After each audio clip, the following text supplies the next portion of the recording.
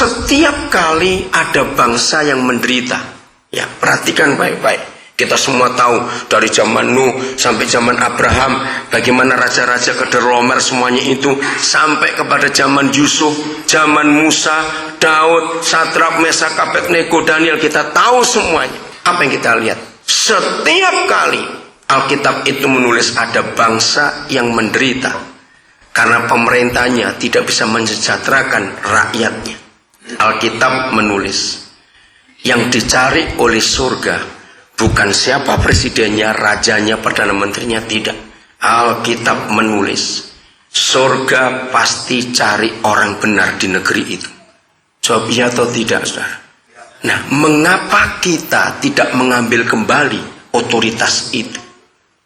Ketika bangsa ini sedang hancur seperti ini, kita nggak bisa mengharapkan pemerintah. Begitu banyak rakyat yang menderita kelaparan, yang mati karena gas LPG. Kok sempat-sempatnya polisi kejaksaan ngurusi Luna Maya, Ariel? Kok sempat-sempatnya? Ngerti nggak kata-kata ini, saudara? Seharusnya kita sadar gereja. Hanya 3 orang, Ariel, Luna Maya, Cutari. Beritanya berbulan-bulan. Yang mati karena kelaparan, nggak diurus. Siapa baca berita? Dari awal Agustus sampai 17 Agustus ada 3 kasus bunuh diri yang aneh. Ibu bunuh diri bersama anaknya. Betul? Itu 3 tempat. Sentani 1, itu bapak. Bakar rumahnya bersama anaknya. Kedua di Jawa Timur, saya lupa kota mana. Ketiga di Klaten. Nah, yang di Klaten itu lebih ngenes lagi. Tahu punya utang berapa? 20.000 rupiah. Saudara, saya berkata begini ya, sejak tahun 70-an, maka itu saya ingin gereja ngertiin. Sejak tahun 70-an, mengapa cara saya mengajar itu beda dengan banyak hamba Tuhan yang lain. Maafkan saya kalau saya harus berkata ini. Karena Roh Kudus menyadarkan saya bahwa setiap kita setuju dengan status hamba Tuhan, berarti kita juga hamba rakyat ini. Loh, betul tidak, saudara? Kita tidak boleh jadi hamba Tuhan karena organisasi yang panggil. Tidak. Terlalu naif dan terlalu murah kalau kita menyebut diri hamba Tuhan karena organisasi gereja yang panggil kita. Terlalu murah. Karena Alkitab mengajarkan setiap kita punya panggilan sebagai hamba Tuhan, itu juga hamba dari rakyat di mana kita tinggal.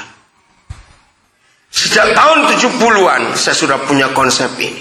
Setiap kali ada orang bunuh diri, maka yang sangat-sangat dan patut disalahkan itu adalah gereja yang terdekat dengan rumah korban. Renungkan dulu sebelum jawab. Kenapa dari tahun 70-an Roh Kudus memberi saya hikmat itu? Tiap kali ada orang bunuh diri yang salah dan sangat-sangat disalahkan dan dituntut berat oleh hukum, adalah gereja yang terdekat dengan rumah orang itu. Siapa bisa jawab? Ya, kenapa? Kenapa? Karena kita penjaga jiwa. Bukan cuma itu. Saudara percaya Yesus Kristus Tuhan kita dan Injil adalah solusi terbaik untuk semua masalah di dunia? Jawab ya atau tidak? Mengapa dunia percaya Jesus is the answer? Yesus itu jawaban atas semua masalah di dunia. Katakan amin. Nah, berarti orang ini sebelum bunuh diri, ternyata dia tidak tahu atau mereka tidak tahu kalau di dekat rumahnya ada solusi. Betapa kejamnya dan jahatnya kita yang ibadah hampir tiap hari, tapi nggak ada orang tahu kalau ini ada jawaban. Sampai mereka mati. Maka itu gereja, kita patut menanyakan pada diri kita sendiri. Apa sih kerja kita untuk bangsa ini? Maaf, saya tidak tanya. Pedas pertanyaan ini. Kalau saudara nggak tersinggung, saudara terlalu. Saya dan Tuhan tidak bertanya, bagaimana ibadahmu? Itu pasti tanggung jawab kita. Setelah kita setuju dengan hukum Alkitab, bahwa setiap kali ada bangsa yang menderita, yang dicari oleh surga bukan siapa pemerintahnya, tapi siapa orang benar di negeri itu. Maka ini pertanyaan penting. Apa kerja kita untuk bangsa ini? Setelah sekian tahun kita berstatus hamba Tuhan atau gereja. Boleh nggak ini ditanyakan? Seharusnya. Saya ambil 3 negara saja dulu. Jepang yang paling awal dari Agustus itu, karena begitu bom terakhir jatuh, Kaisar Hirohito menyerah. Akhirnya Jepang menjadi negara baru. Tanggal 9 Agustus. Kedua, 17 Agustus, Indonesia. Ketiga, Jerman, 29 Agustus, ditandai dengan matinya Hitler yang bunuh diri bersama istrinya di satu bunker atau ruang bawah tanah di Berlin. Nah, saudara lihat dari 3 ini. Saya akan tunjukkan 5 fakta. Nah, saudara sebut. Di sini kita akan sakit hati lihat bangsa ini, saudara. 1. Siapa yang kalah perang dan menang perang dari 3 negara ini? Yang kalah siapa? Jepang dengan Jerman. Indonesia menang. Nah, dalam hukum perang, yang kalah perang harus bayar pampasan perang kepada negara dihancurkan. Maka itu Indonesia dapat kompensasi pampasan perang dari Jepang. Zaman itu Pak Karno langsung membangun 3 hal. 1, Gedung Sarinah. 2, Hotel Indonesia. Cuma 2, Monas bantuan dari Rusia. Diwujudkan pampasan perang itu. Jerman lebih celaka lagi, karena seluruh Eropa dia harus bayar. Oke. Jadi seharusnya yang maju mana dari yang kalah perang, yang menang perang atau yang kalah perang? Indonesia yang menang perang dari penjajah. Fakta kedua. Walaupun waktu itu Jerman sudah terpisah, ya. Jerman Barat, Jerman Timur. Lihat fakta kedua. Dari 3 negara ini, mana jumlah penduduknya paling besar? Jelas Indonesia. Nomor 3. Luas wilayah dari 3 negara ini, mana yang paling besar? Walaupun waktu itu Papua belum masuk. Papua baru masuk tahun 69. Bayangkan, yang keempat. Mana negara dari 3 ini yang sumber daya alamnya paling hebat? Indonesia. Saudara bisa bayangkan, semuanya kita yang menang. Mau cari apa lagi? Cari sendiri. Saudara, ketika Jepang dan Jerman hancur, sudah hancur harus bayar pampasan perang.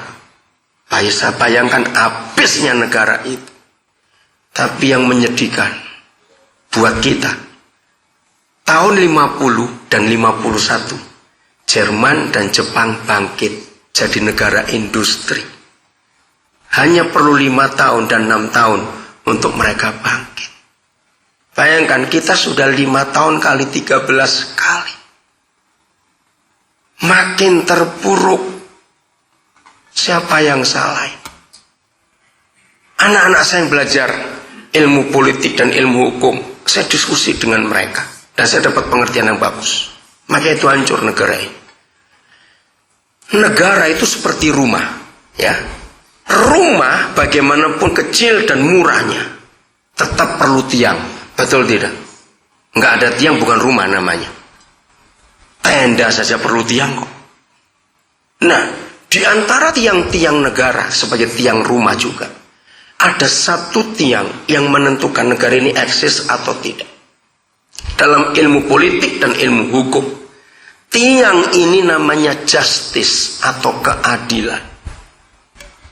Saudara, saya berkali-kali diundang oleh Akademi Sekolah Tinggi Kepolisian di Semarang. Saya beberapa kali adakan retreat buat mereka. Saya mengatakan begini, di Indonesia ini rakyat bisa merasa aman karena punya 2 pintu. Pintu pertama dan pintu terakhir. Pintu pertama itu polisi. Sebab kasus apa saja besar maupun kecil, siapa yang kita lapori dulu? Polisi. Nah, di dalam proses kepolisian ini, maka pintu terakhir buat rakyat adalah pengadilan atau Mahkamah Agung. Betul nggak? MA. Ini yang terakhir. Nah, tiang utama negara kita sudah runtuh kira-kira sekian belas tahun yang lalu. Dengarkan, cari aja tanggalnya. Kenapa runtuh? Saudara harus tahu.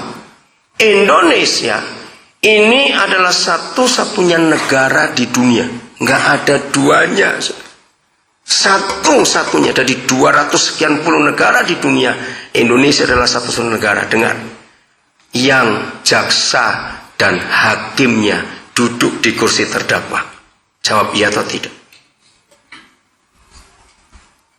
Saya ingat polemik yang terjadi sekarang ditutup lagi ketika Pak Yusril Issa Mahendra membongkar kasusnya Jaksa Agung. Ternyata SBY cuma tepuk pundak, kamu duduk lagi ya. Gak ada pelantikan, gak ada surat. Bayangkan, di Indonesia jaksa bisa disuap. Kalau saudara sering nonton film India, itu kan paling suka ngeledek polisi, bukan? Itu cuma di film. Kalau di Indonesia beneran.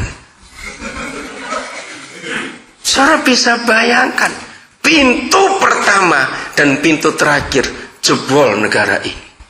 Maka itu rakyat rasa nggak aman hidup di negara ini. Tidak ada jaminan. Saya ini paling suka pelayanan ke penjara sampai hari ini. Maka itu maaf ya, jangan tersinggung. Saya suka tanya ini. Kapan terakhir kali kita mendengar khotbah tentang kitab Filemon? Dalam 5 sampai tahun terakhir ini. Mengapa kitab Filemon jarang dikhotbahkan? Karena kitab Filemon tidak bisa dikhotbahkan kalau si pengkhotbah tidak punya pelayanan di penjara. Saya bedakan melayani ke penjara dan pelayanan ke penjara itu beda total. Kalau melayani ke penjara cuma diundang main musik atau khotbah. Kalau saya tidak, saya pelayanan. Maka itu tiap 17 Agustus malam SMS saya penuh. Laporan dari berapa LP yang saya layani. Siapa yang dapat remisi, siapa dibebaskan. Itu bertahun-tahun kesukaan saya tunggu. Saya bebaskan orang-orang. Nama saya Pendeta Daniel Alexander itu sudah tercatat di Departemen Kehakiman. Dapat julukan pendeta yang suka membebaskan orang. Karena PB, tahu ya, pembebasan bersyarat. Itu saya tebus. Tapi bukan yang Kristen. Biarin aja. Yang Islam saya tebus. Itu hati saya. Maka itu mengapa kita jarang dengar khotbah kitab Filemon? Nah, kalau saya ke penjara-penjara itu, saudara, ungkapan mereka gini, Pak, Indonesia ini bukan Pancasila, tapi Heksasila. Kamu jangan macam-macam kamu. Di dalam masih kurang ajar lagi, saya bilang begitu. Benar, Pak. Apa sila yang pertama dari 6 sila itu? Keuangan yang maha kuasa. Katakan amin, saudara. Negara ini diatur oleh uang. Tolong sampaikan pada orang-orang kaya. Saya terlibat dengan pendiri Pesat, Bapak Mubudianto. Kami pendiri namanya Institute Corruption Skills. Kami mendirikan institut bahwa korupsi itu pembunuh negara ini. Saudara harus tahu ya, 67% keuangan negara itu dikorupsi. Hanya 27% yang kembali ke rakyat. Gila nggak negara ini?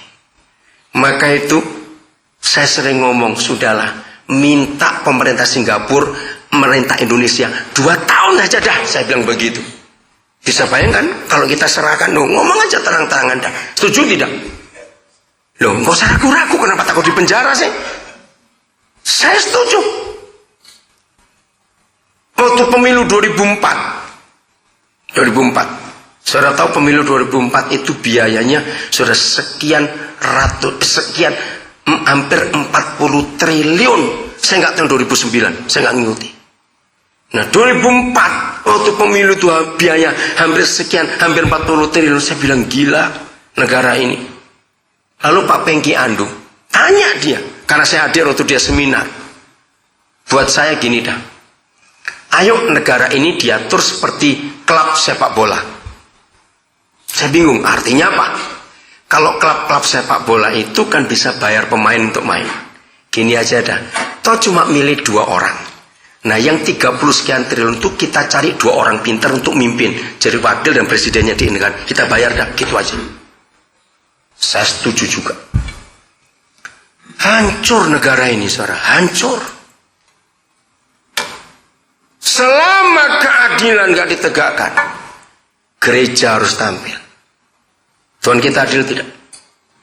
Sangat. Maka itu hanya gereja yang mampu menampilkan keadilan, karena kita wakil yang maha adil itu. Betul? Maka itu kalau kita sadar bahwa kita wakil yang maha adil, harus adil kepada rakyat,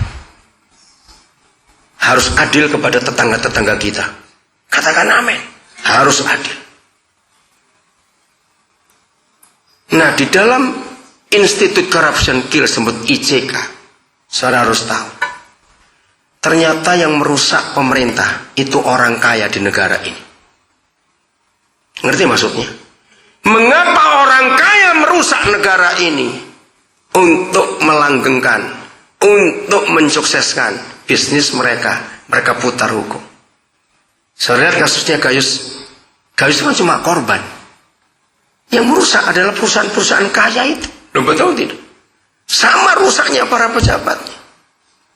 Nah, begitulah orang kaya yang tidak bertobat tapi diberi kedudukan dalam gereja. Mereka ngatur Tuhan di gereja itu. Karena mereka merasa ini uang kami.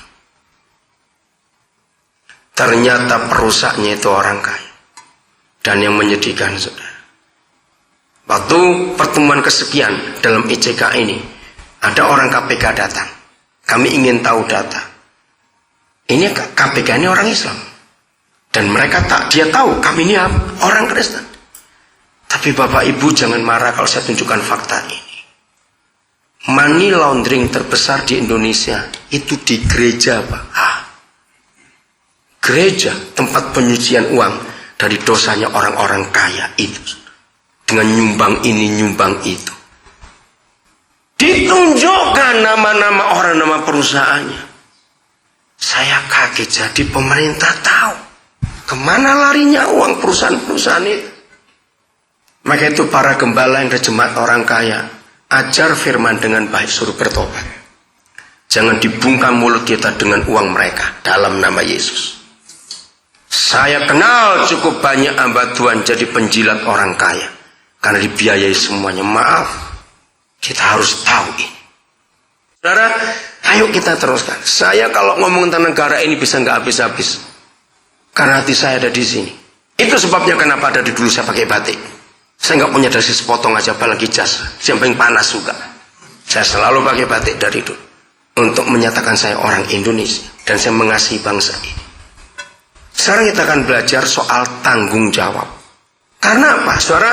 Kalau saudara selidiki kata tanggung jawab, pendek bukan tanggung jawab. Tapi di dalam tanggung jawab itu ada sebuah kekuatan moral yang luar biasa. Saya ajak saudara merenungkan ini. Renungkan kalimat ini. Kepada siapa kita bertanggung jawab? Renungkan kalimat itu. Kepada siapa aku bertanggung jawab? Itu besar atau kecil nilainya? Jawab, itu besar atau kecil nilainya? Sangat besar. Maka itu jujurlah kepada diri sendiri. Selama ini sampai hari ini, tanggal 20 Agustus 2010, kita di Palembang. Kita ini bertanggung jawab kepada siapa? Jangan jawab dulu dalam hati.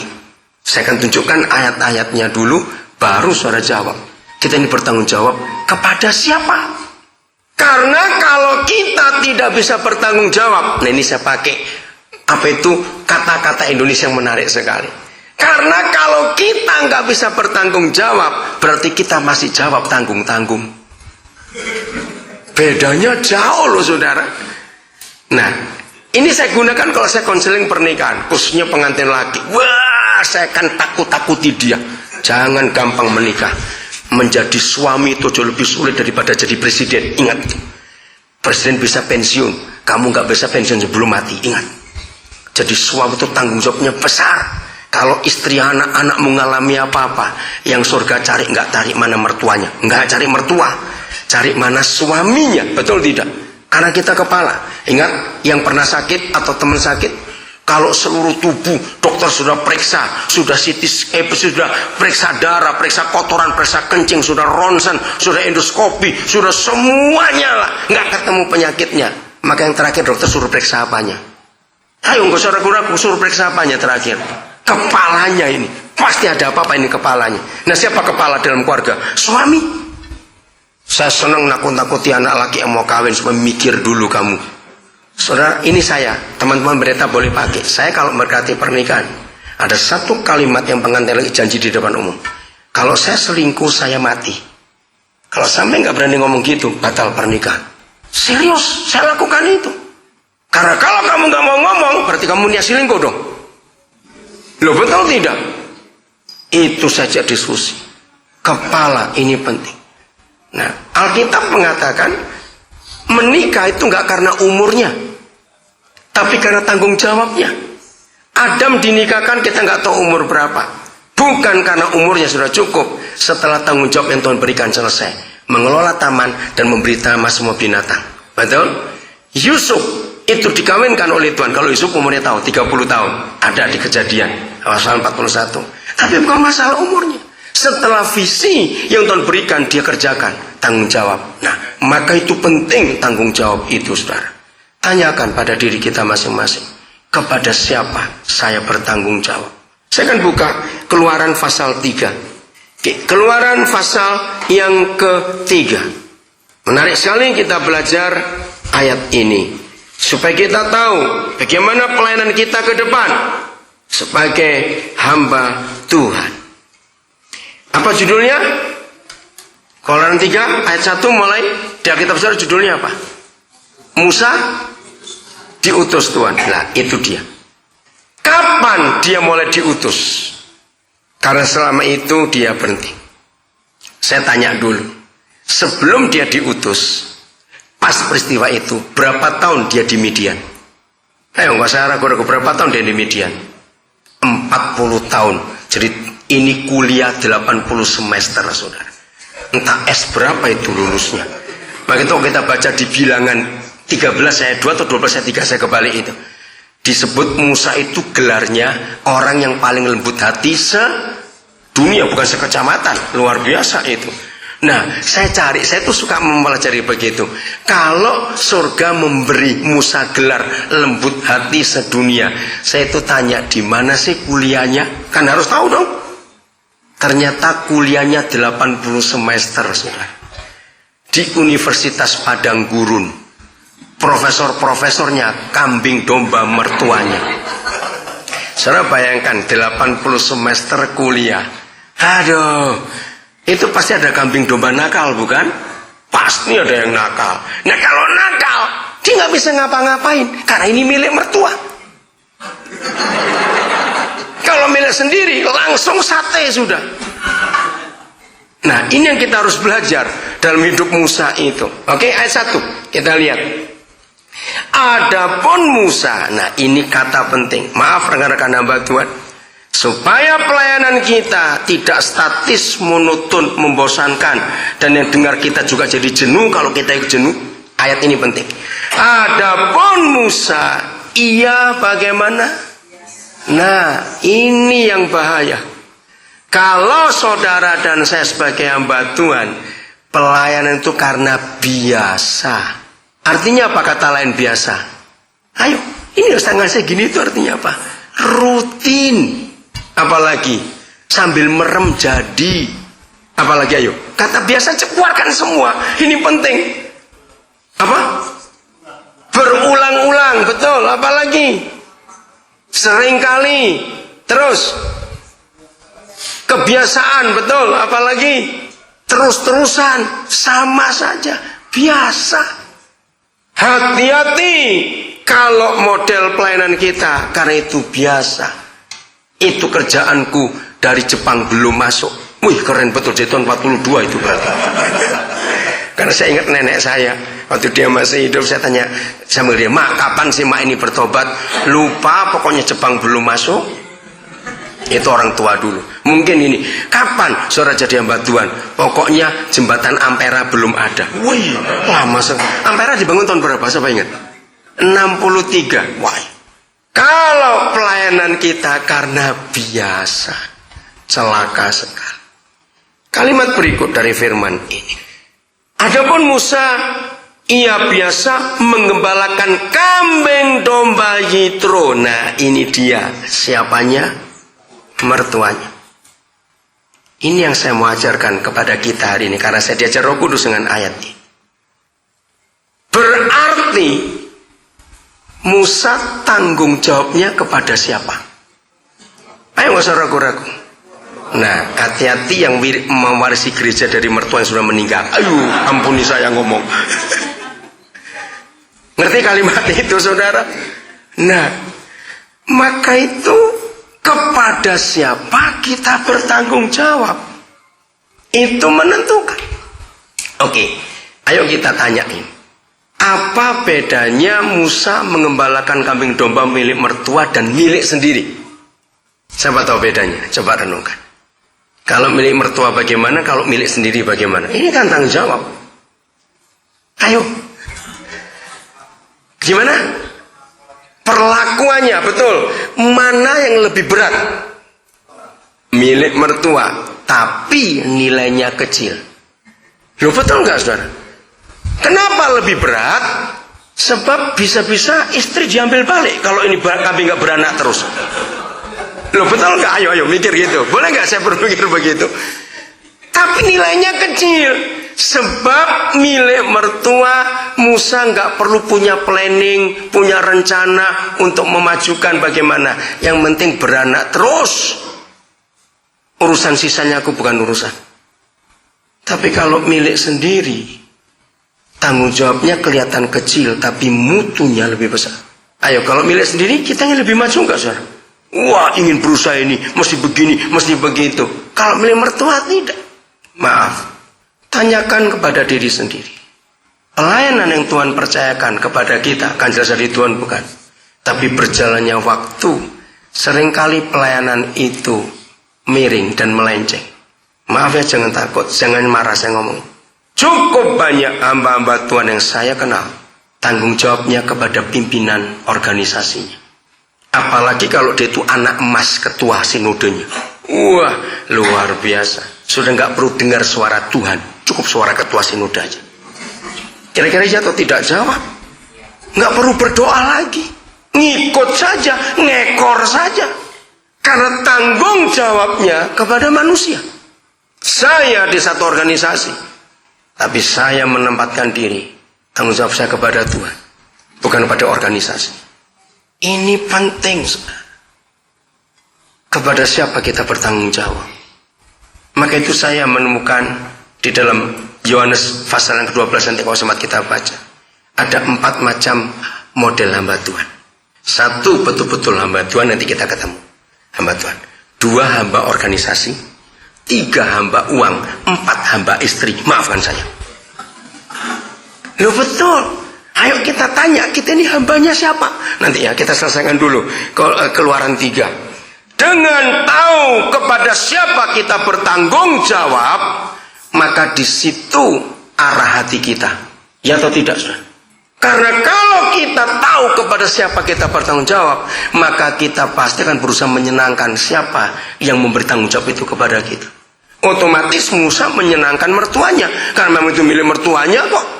Terus Imam di Midian sekali. Nah, kata ini menarik. Di dalam terjemahan lain tidak ada kata sekali. Saya sukain sekali. Berarti baru kali itu sekali. Nah, sekarang gini caranya belajar. Kata biasa keluarkan, lalu jejerkan dengan kata sekali. Ngerti maksud saya? Ketemu apa kira-kira? Berarti ada pendobrakan. Dari yang biasa, ada pendobrakan, ada breakthrough. Betul tidak, saudara?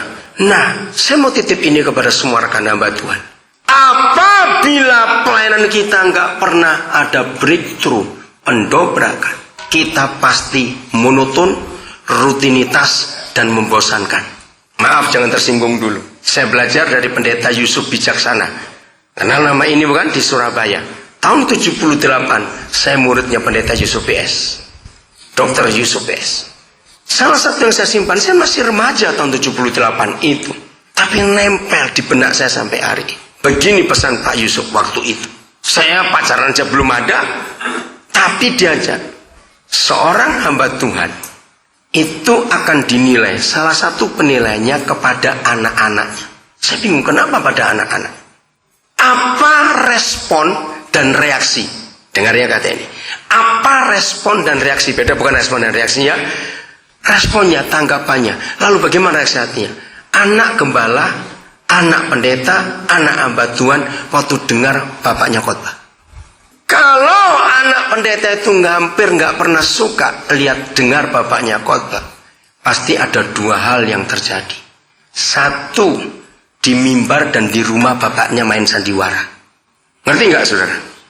Yang kedua, anaknya sudah hafal apa khotbah bapaknya. Saya pegang itu sampai hari ini. Maka itu kenapa kalau saya khotbah saya rekam. Istri saya harus tahu apa yang saya khotbahkan. Anak-anak saya mau minta rekaman ini. Jadi nanti ambak laptop, saudara bisa pindahkan. Ini berupa USB alat rekam saya ini. Ada puluhan khotbah di sini. Nah, ini yang penting.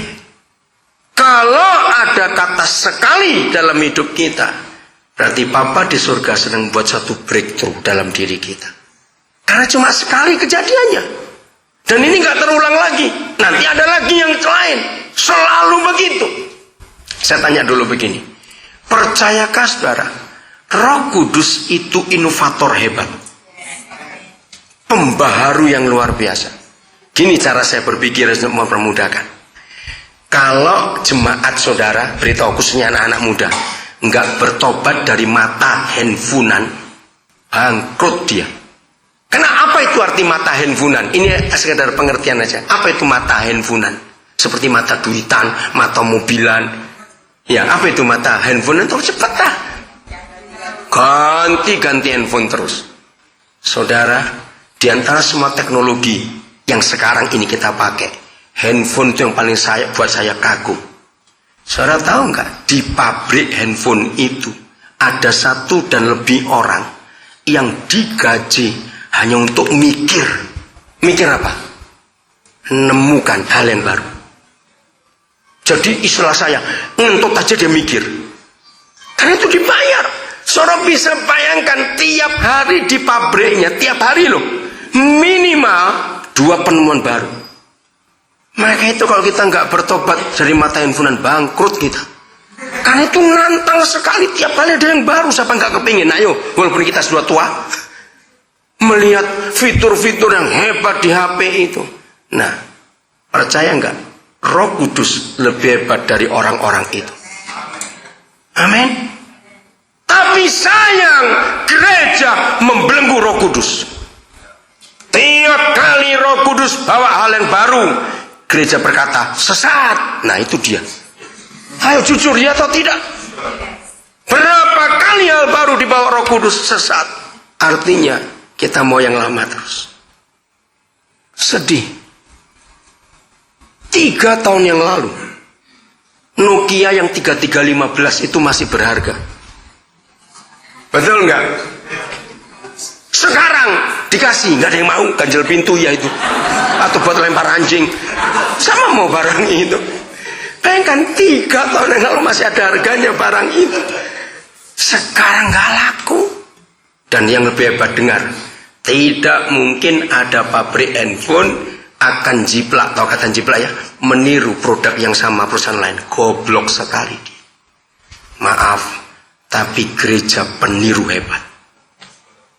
Yang satu, wah pakai banner, ikut pakai banner. Ngapain lata? Mintalah kepada Roh Kudus sekali. Kata ini penting. Apa yang dia mau buat untuk gereja ini? Roh Kudus itu inovator hebat. Katakan amin. Minta dia.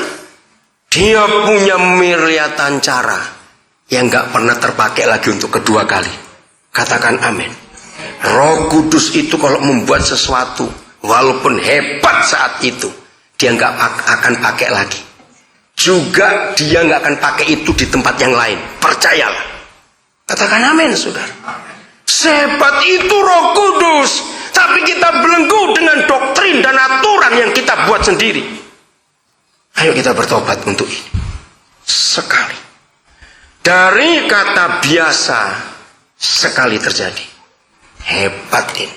Saudara, satu-satunya tanda bahwa pelayanan kita dipimpin Roh Kudus atau tidak, satu saja tandanya, yaitu antusias.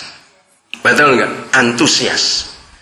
Suatu dorongan, semangat yang luar biasa. Kenapa? Karena hal baru.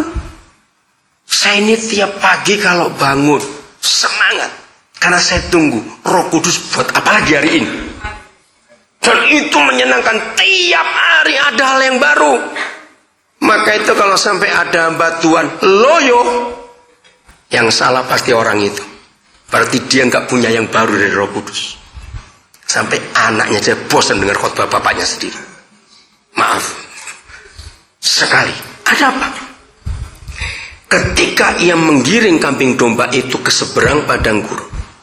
Nah, kata ke seberang ini lain lagi. Berarti selama itu dia nggak pernah nyebrang. Di situ terus jalannya sama. 40 tahun jalannya sama. Sampai kambingnya pun hafal sudah. Oh, lewat sini lagi, lewat sini lagi. Boleh nggak saya ngomong pakai kata itu, saudara? Tapi hari itu dibelokkan ke seberang padang gurun. Kemana lagi ini?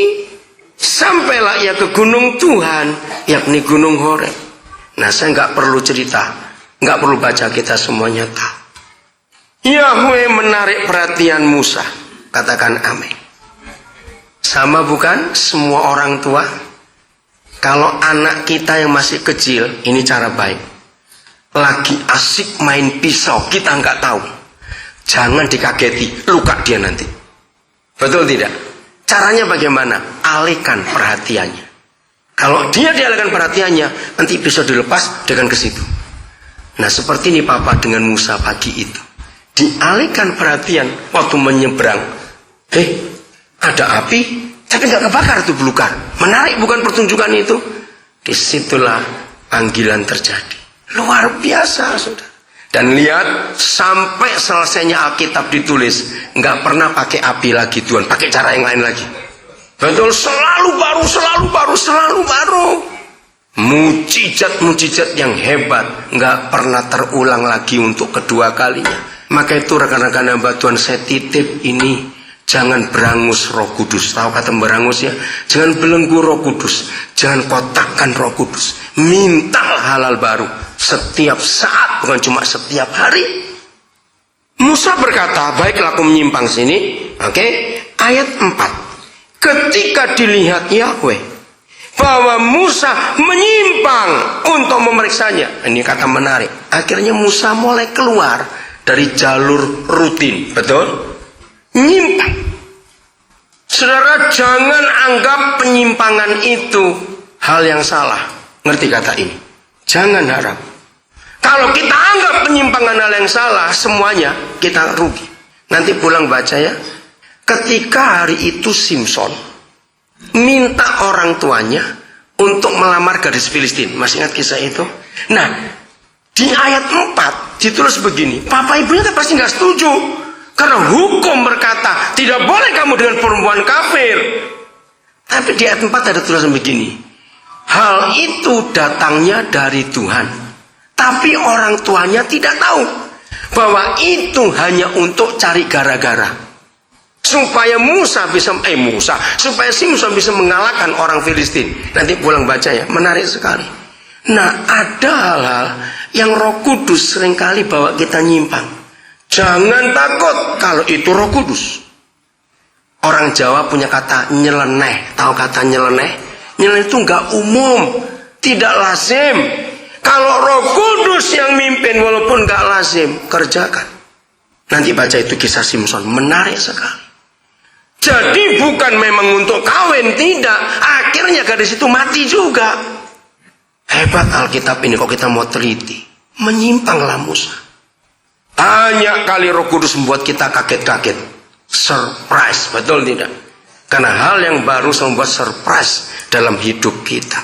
Menyimpang ke sana. Terus, berserulah Tuhan dari tengah-tengah semak duri itu kepadanya. Musa, Musa. Dan ia menjawab, ya Tuhan. Nah ini yang menarik saudara. Ini cara kita belajar. Ayat 5 berbunyi, lalu ia bagaimana? Ayo, bagaimana? Berfirman. Belajarlah minta Roh Kudus untuk meneliti. Saya kagum pada Roh Kudus. Kalau saya lagi belajar dengan Roh Kudus, dia itu tunjukkan, saya itu punya konsep. Kalau saudara masih ingat Matius 5 ayat 17 atau 18, saya lupa. Yesus berfirman, satu titik saja dari tanda baca kitab Taurat ini nggak akan berlalu, ada kuasanya. Langit bumi segede ini bisa lenyap, tapi firman ini tidak. Nah bayangkan kalau satu titik, satu koma aja ada artinya, apalagi satu kata, apalagi satu kalimat. Ngerti maksudnya? Jadi kalau kita baca Alkitab, tanda-tanda baca pun jangan dilewati. Ada kuasanya. Nah contohnya ayat ini. Di ayat 4 menggunakan kata berserulah. Siapa yang berseru? Tuhan. Tapi kenapa di ayat 5 ditulis berfirman? Baca ini penting. Ayo, apa bedanya berseru dan berfirman? Ini hal yang luar biasa, saudara. Mengapa ketika Yahweh tahu Musa menyimpang, lalu berseru, tapi ketika Musa sudah di situ diganti berfirman? Dahsyat sekali. Ada yang ngerti? Oke, saya jawab sendiri. Kalau lihat muka saudara masih muka bingung. 40 tahun Papa di surga nunggu Musa ngerti panggilannya. Bayangkan nunggu 40 tahun saudara. Kalau bukan Tuhan gak ada yang sabar dah. Begitu 40 tahun ditunggu, Musa baru sadar. Dan ketika Yahweh melihat Musa sudah menyimpang, dia surprise. Otomatis dia berteriak. Betul tidak? Karena itu yang dia tunggu-tunggu. Kapan kita bisa menyenangkan Tuhan yang kita harus bertanggung jawab? Satu saja kita bisa menyenangkan dia, kalau dia tahu ada hal baru dia sediakan dan kita respon. Saya ulangi lagi, kapan Tuhan yang memanggil kita yang kepadanya kita bertanggung jawab? Betul tidak? Ingat Matius 6 mengatakan jangan ada dua tuan, uang dan Yesus. Jangan. Kapan Tuhan yang kita kepadanya bertanggung jawab? Itu senang, surprise, bergembira melihat kita. Kalau kita dilihat oleh dia, mau meresponi hal baru yang dia berikan. Gini aja dah. Istri, suami, orang tua, anak-anak orang tua, teman. Kalau diberi hadiah, itu nggak ada wajah surprise. Terima kasih. Ayo jujur, yang ngasih ini sudah milih setengah mati nih. Ayo jujur, apa reaksi hati kita? Sedih dong, susah. Kamu nggak tahu aku setengah mati cari kado ini. Cuma terima kasih. Aduh. Tapi kalau kita terima, kalau gitu wow, wah terus senang. Yang memberi juga senang. Nah begitu pula Papa di surga.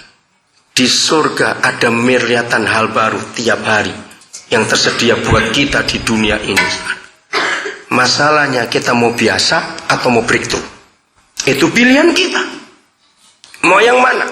Kalau saudara baca 1 Korintus 2 ayat yang ke-10, wah, Roh Kudus itu pribadi yang membuat yang baru untuk kita. Ayat 9-nya juga. Apa yang mata nggak pernah lihat, apa yang telinga nggak pernah dengar, apa yang nggak pernah muncul di hati manusia. Itu surprise. Itu yang Roh Kudus sediakan. Ayat 10 berkata, bahkan Roh Kudus yang mengerjakan itu menyelidiki hal-hal yang tersembunyi dalam diri Tuhan. Wow, luar biasa. Maka itu gereja bongkar Alkitab ini dengan konsep Roh Kudus. Kita akan ketemu hal-hal yang baru. Jadi Bapa di surga senang, maka itu dia berseru. Karena itu dia tunggu 40 tahun. Surga nggak pernah puas kalau Musa cuma mengembalakan kambing domba saja. Ada yang lebih besar, mengembalakan domba surga 3 juta lebih bangsa Israel. Bayangkan, panggil. Nah, disinilah pertama kali Musa mendengar suara Tuhan. Betul enggak? Nah, saya mau tunjukkan ini kepada saudara. Ajarkan kepada jemaat. Mendengar suara Tuhan yang paling utama itu bukan untuk diri sendiri.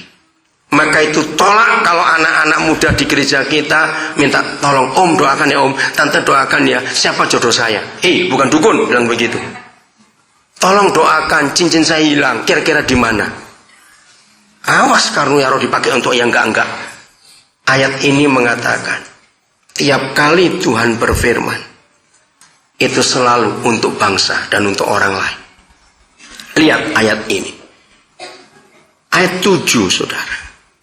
Dan Yahweh berfirman, aku telah memperhatikan dengan sungguh kesengsaraan umatku di tanah Mesir. Dan seterusnya saya enggak baca.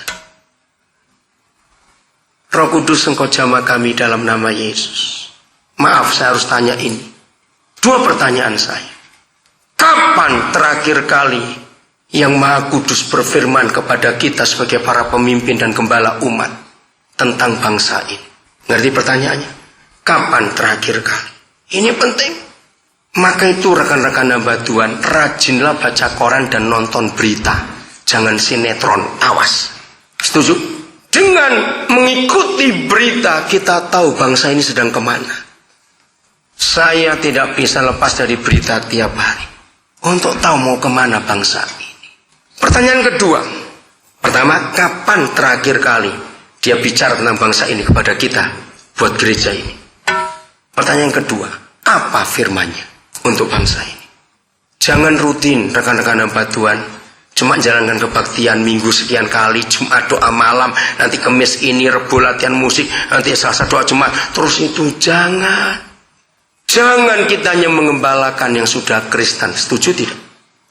Yang sudah Kristen kita biarkan. Karena itu Lukas 15. Gereja yang benar rela membiarkan yang 99, sebab sudah aman. Tapi keluar cari satu yang hilang. Tapi gereja zaman sekarang memutar balik ayat itu. Rela membiarkan yang satu, ngurus yang 99 karena orang kaya semua bertobat. Pertanyaan Lukas 15 untuk saudara. Kapan terakhir kali sebagai hamba-hamba Tuhan kita berinteraksi dengan orang yang belum tahu Yesus? Jangan bilang, oh itu 3 tahun yang lalu, terlalu lama. Benar saudara, kapan terakhir kali sebagai gereja dan hamba-hamba Tuhan yang kepada dia kita bertanggung jawab untuk interaksi dengan orang yang belum tahu Yesus? Kapan? Ini pertanyaan penting. Ajari jemaat untuk punya hati mengasihi orang-orang yang terhilang. Kalau saya bicara mandat gereja, itu cuma 2. Ya, mandat gereja cuma 2. 1, pergilah. Betul? Itu mandat. 2, pindahkan surga ke bumi. Tulis, tidak ada mandat yang lain yang kita terima dari otoritas surgawi ini kecuali 2 itu. Ya atau tidak? Maaf kalau saya mau ngomong ini. Mandat membangun gedung gereja tidak ada di Alkitab. 28 pasal Kisah Para Rasul itu dahsyat. Seharusnya semua kita kalau ingin tahu gereja itu mau kemana, bongkar 28 pasal Kisah Para Rasul. Betul tidak? Itulah blueprintnya gereja. Kalau kita membangun gereja keluar dari blueprint, berarti itu bukan bangunan surga. Yang saya kagum begini, jangan tersinggung dulu, jangan dibantah, karena itu kan dulu ada yang mau begitu. Apakah firman berlaku dulu dan sekarang beda? Sama tidak? Sama. Pasal 2 ayat 41 Kisah Rasul itu menulis, pada hari itu 3.000 jiwa bertambah. Ayo jujur, 3.000 itu sedikit atau banyak? Banyak. Ayat 47 hebat. Dan tiap-tiap hari Yahweh menambah jumlah dengan jumlah orang yang diselamatkan. Kata penting diselamatkan. Sebab gereja sekarang isinya 90% simpatisan. Amin kan, gak usah ragu-ragu. Yang Tuhan cari bukan simpatisan, orang yang diselamatkan. Beda. Kenapa simpatisan? Ya karena anggota gereja lain cuma mau nyoba aja makanannya, nah enggak di restoran ini. Itu model orang Kristen sekarang. Karena kesalahan kita. Maka itu saya sering berkata, maaf saudara, zaman sekarang ini ada banyak pendeta nggak perlu panggilan Tuhan, asal bisa ngelawak dikit-dikit laku. Dan gereja senang yang begituan saudara. Bukan salah humor, tidak. Maka itu kita harus kembali kepada konsep ini. Pertanyaannya, kalau hari pertama 3.000 orang, lalu berjalannya waktu tiap-tiap hari ditambah dengan orang diselamatkan, kira-kira dalam 3 bulan tambah berapa? Jangan 3.000 kali sekian tiap hari, enggak terlalu hebat. Kira-kira aja. Kalau hari pertama 3.000, lalu 3 kecepatan 1 bulan dah. Jadi berapa jemaat? Cepat ngomong aja, nggak usah lama-lama. 10.000 boleh? Ya, saya setuju. Pertanyaan berikut. Siapa ingat zaman mereka itu hanya ada 2 gedung besar di Yerusalem? Apa dan apa? Ya, istana Herodes dan Bait Suci. Betul. Pertanyaan penting. Mungkinkah Petrus sewa salah satu untuk kebaktian? Nah, yuk jawab. Ini pemikiran saudara. Ini blueprint. Betul? Mungkin nggak Petrus sewa? Nggak usah ragu-ragu. Tidak. Ada 2 alasan. Kenapa tidak? Jangan cuma tahu tidak tapi nggak tahu alasannya.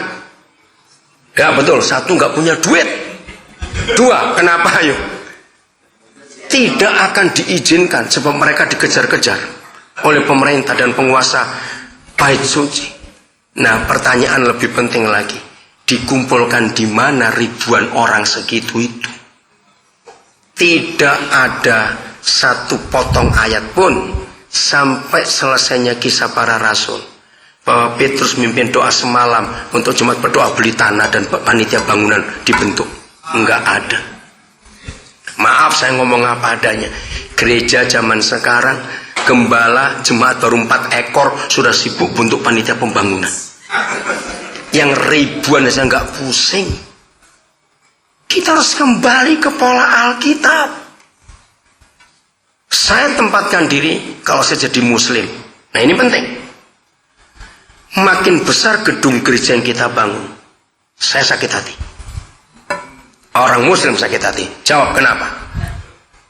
Ya jawab kenapa ayo. Bukan cemburu.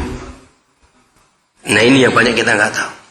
Orang muslim akan berkata, hei, siapa yang kamu harapkan isi gedungmu segede itu kalau bukan kami yang ngisi? Loh, pikir baik-baik saudara. Kenapa gereja nggak pernah mikir mereka? Makin besar gedung yang kita bangun, makin sakit hati. Karena kita melanggar hukum, merusak blueprint surgawi. Lihat 2 ayat terakhir, betul terakhir. Pasal 28. Cepat lihat Alkitab, jangan lihat saya. Alkitabnya di situ. Pasal 28 ayat 30 31. Lihat. Itulah blueprint gereja yang benar, saudara.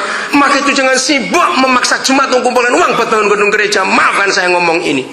Sudah susah hidup, ditekan tiap minggu uang terus. Stres itu jemaat. Paulus ada di mana? Di Roma.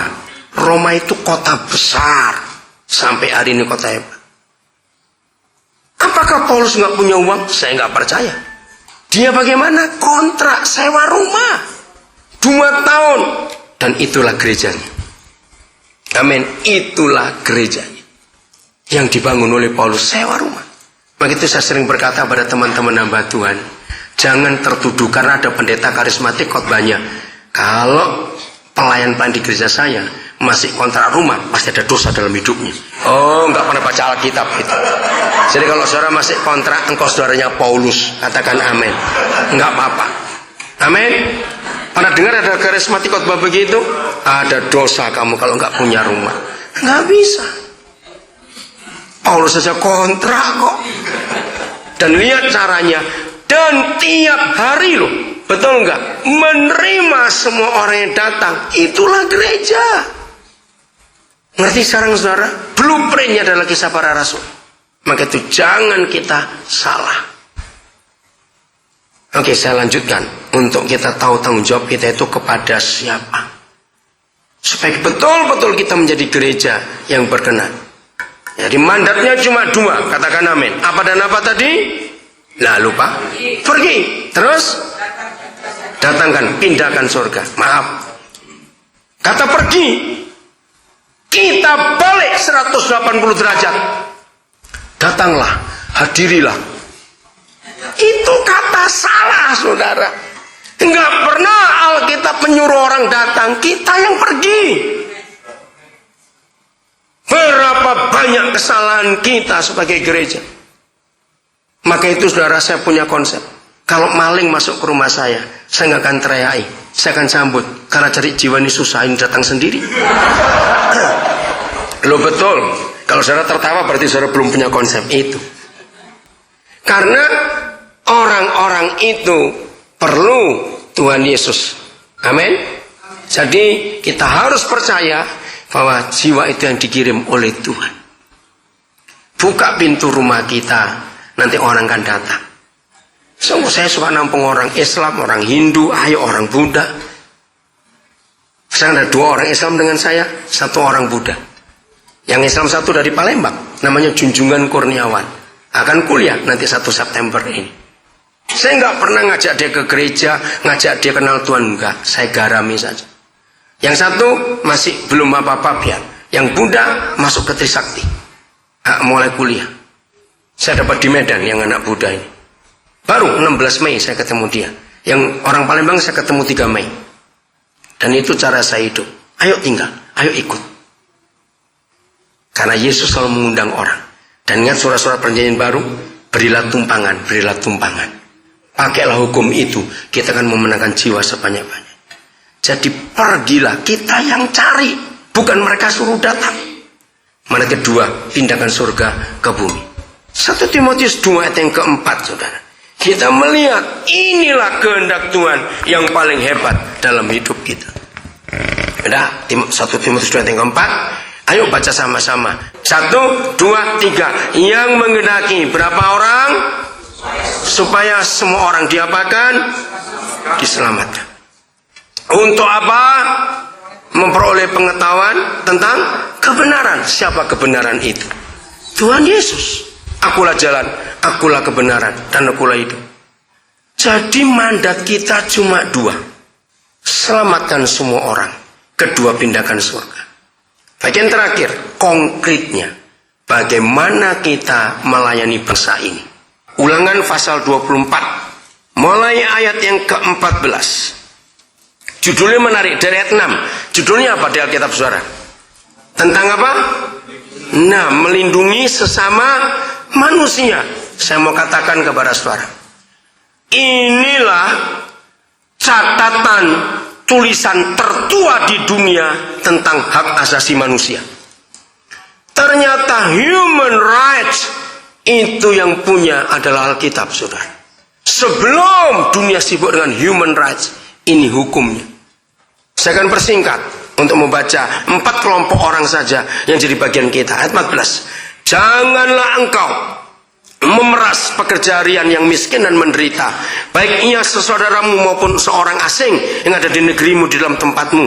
Pada hari itu juga haruslah engkau membayar upahnya sebelum matahari terbenam. Ia mengharapkannya karena ia orang miskin, supaya ia jangan berseru kepada Yahweh mengenai engkau, dan hal itu menjadi dosa bagi. Saudara lihat, kaum buruh. Kata buruh itu eksis setelah revolusi industri. Sebelum itu nggak ada kata buruh. Tapi ribuan tahun yang lalu surga sudah mengatakan itu. Saya persingkat. Kenapa negara-negara yang berbasis Alkitab, negara barat ya, Eropa Barat, Amerika, Kanada, Australia, New Zealand, Malaysia contohnya. Yang paling konkret Malaysia ada. Kita nggak usah jauh-jauh. Kenapa banyak bangsa kita kerja di sana? Karena Malaysia pakai hukum Inggris, dan hukum Inggris itu hukum Alkitab. Di mana negara itu berdaulat, kaum buruh dihormati. Dan ini ayatnya. Di negara-negara itu, saudara, kerja anak-anak Indonesia yang kuliah di negara-negara itu cuma cuci piring di restoran. Itu pun nggak tiap hari, cuma berapa hari saja. Itu gajinya bisa lebih besar daripada bapaknya setengah mati di Indonesia. Kenapa? Karena ayat ini dipakai oleh negara itu. Dihargai kaum buruh. Ingat tuh saudara, kalimat terakhir ayat 15 itu menakutkan. Para pendeta tidak punya jalur online ke surga, tapi kaum buruh ada. Betul tidak? Kalau ada buruh harian nggak digaji, mereka berhak telepon ke surga dan doanya diperhatikan. Majikannya akan dihukum oleh Tuhan. Negara ini kaum buruh dihancurkan. Ngeri sekali. Maka itu tolong para pengusaha, UMR itu pun masih terlalu murah, saudara. Betul tidak? Naikkan dari UMR, itu baru benar. Ayat 17. Janganlah engkau memperkosa hak orang asing. Saudara pernah dengar kata marginal? Nah, itulah orang asing. Kelompok yang tersisihkan, kelompok yang dipinggirkan, itu orang asing. Orang asing pada hukum Israel zaman itu adalah orang urbanisasi. yang dari kota, dari desa ke kota untuk cari makan. Ternyata itu tanggung jawab gereja. Kaum buruh harian, kelompok kedua adalah orang asing. Itu tanggung jawab gereja. Gereja harus memberi makan mereka. Enggak amin, pura-pura enggak tahu lagi. Dan janganlah engkau memperkosa hak anak apa? Yatim. Dan juga janganlah engkau mengambil pakaian seorang janda menjadi gadai. Inilah 4 kelompok yang merupakan penduduk terbesar di Indonesia. Katakan dia. Sedih. Dulu banyak janda dan banyak anak yatim karena perang. Saya lama tinggal di Jerman. Saya mempelajari 19 klausul konstitusi Jerman. Saya kagum. Kenapa saya mempelajari itu? Ayat ini yang membuka saya. Orang asing yang terbesar di Jerman adalah orang Turki. Selesai perang, pemerintah hancur. Mayat bergelimpangan. Runtuhan bangunan. Ngeri sekali. Maka orang Turki yang kerja. Maka itu mereka diberi porsi yang hebat oleh pemerintah Jerman. Karena ayat ini. Maka itu kenapa orang kuliah di Jerman gak bayar termasuk orang asing. Karena ayat ini. Jerman sangat menghargai orang asing. Karena ayat ini. Anak yatim dan janda diperhatikan karena kalah perang. Banyak janda karena suami mati. Banyak anak yatim karena bapak mati. Negara itu menyantuni janda dan anak yatim luar biasa. Sekarang gak ada perang. Tapi anak yatim dan janda banyak. Karena free sex. Catat itu. Betul gak sih? Karena free sex. Maka itu kita punya tanggung jawab untuk ngurusi mereka di negara ini. Sekolahkan mereka, tampung mereka, urus mereka, beri makan mereka. Oh, enggak amin lagi. Susah bener. Coba saya ngomong duit melek semua. Jahat sekali kita. Ayat 19. Apabila engkau menuai di ladangmu, lalu terlupa seberkas di ladang. Saya selalu berkata, orang pelit sakit hati kalau baca ayat ini. Dan kalau sangat pelit bisa stroke, saudara. Loh benar. Karena buat orang pelit, kalau zaman sekarang kita nggak punya ladang, kita belanja ke supermarket, ada 9 kantong penuh, masuk mobil cuma 8, sampai rumah lu mana yang 1? Alkitab bilang, ambil kembali, tapi jangan kau pakai, bagikan kepada orang-orang itu. Lo nggak amin, amin kan cepat.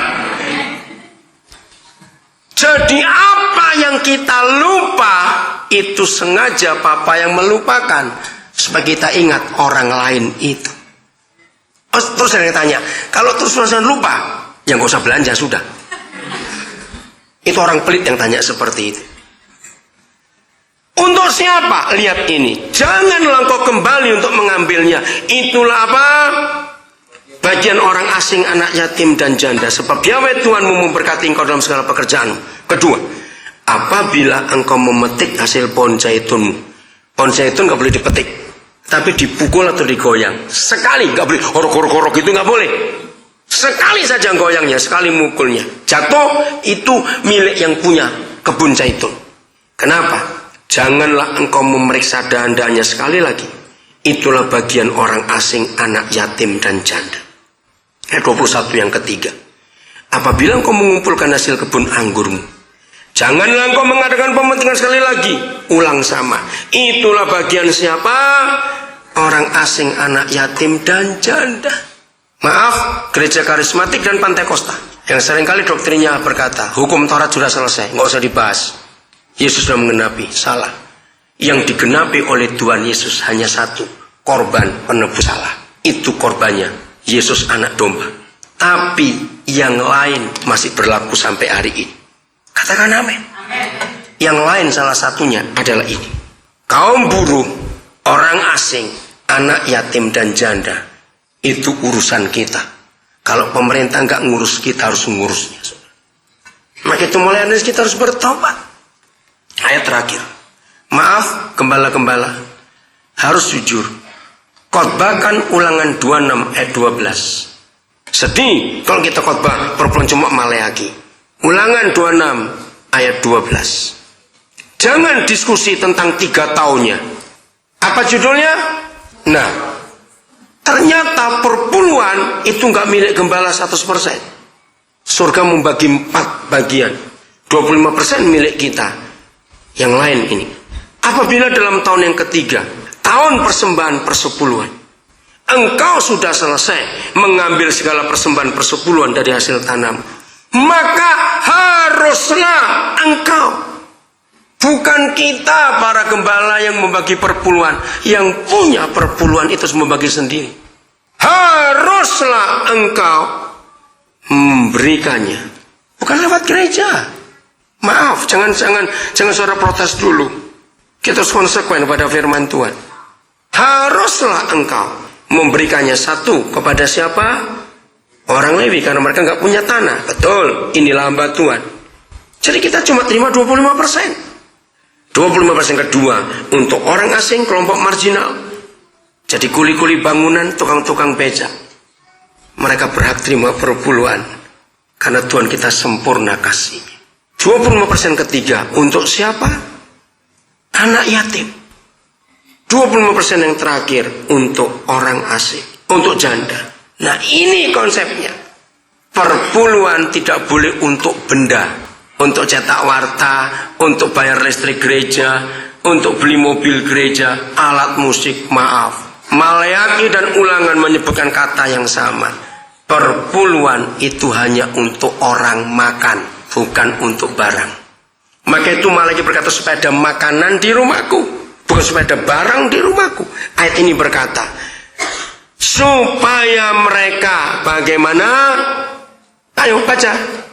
Dapat makan di dalam tempatmu. Di mana kita